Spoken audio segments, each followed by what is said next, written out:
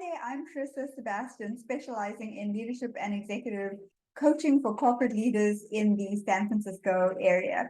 So I am so excited to come to you today because I want to share with you 3 success tips. If you are a corporate leader who is looking to get a promotion, to just thrive, to have executive presence, to be impactful, to be influential, to really make a difference, and to be able to help your teams, then this message is definitely for you. So what I want to share with you today is 3 things that you need to know to really be influential and impactful. So number one is, if you want to have influence, if you want to make a difference, if you want to increase your level of impact in what you're doing, then the first thing I want to share with you is to be others focused.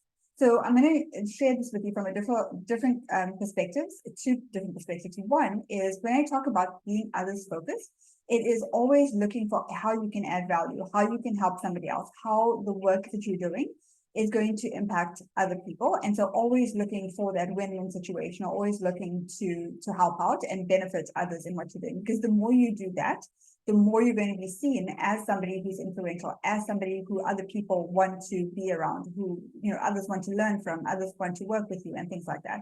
So that is really, really important.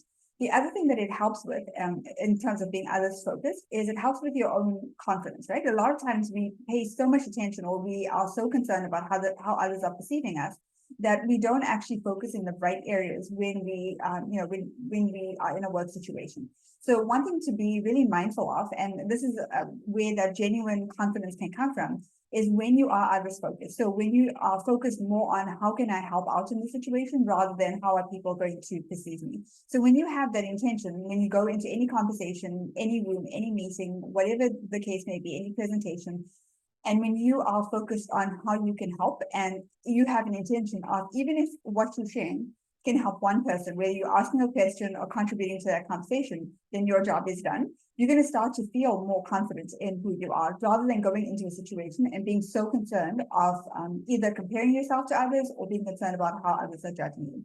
So that's number one. Being others focused can really skyrocket your success as a leader. Number 2 is knowing how to influence. So I go through with my clients a 10-step process, or there's 10 things that you absolutely have to know in order to have that influence that you really want to have.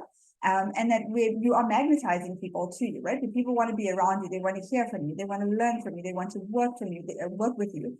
And they want to give you opportunities so that you can continue to grow and increase your level of impact as well. So these 10 things are so critical to that, right? So I'm going to give you some examples of this, just so you have an idea.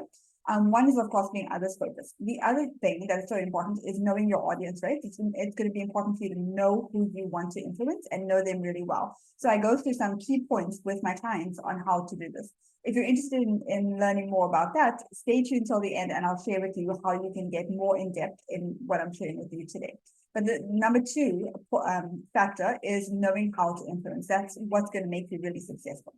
The third thing I want to share with you is knowing your leadership zone of genius. And so this one is so important because it's going to help you be really, really confident, and help you be successful by playing to your strengths and knowing how to lead from that place and show up in a way that, again, is going to really attract those opportunities that you really want in your career.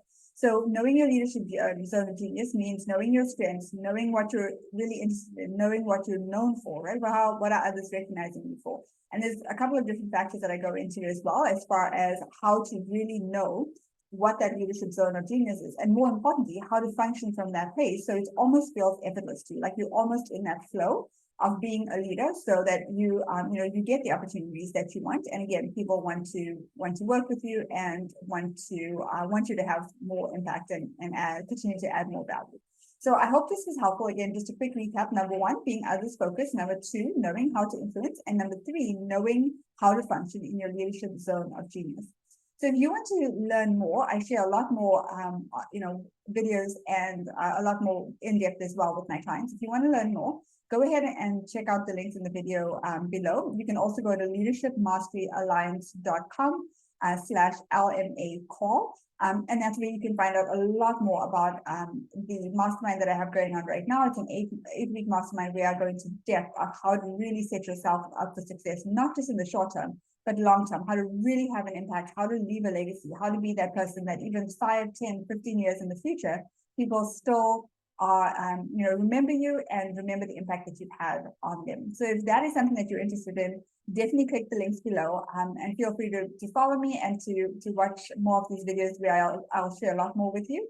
And in the meantime, enjoy the rest of your day, and I look forward to hearing from you. Bye for now.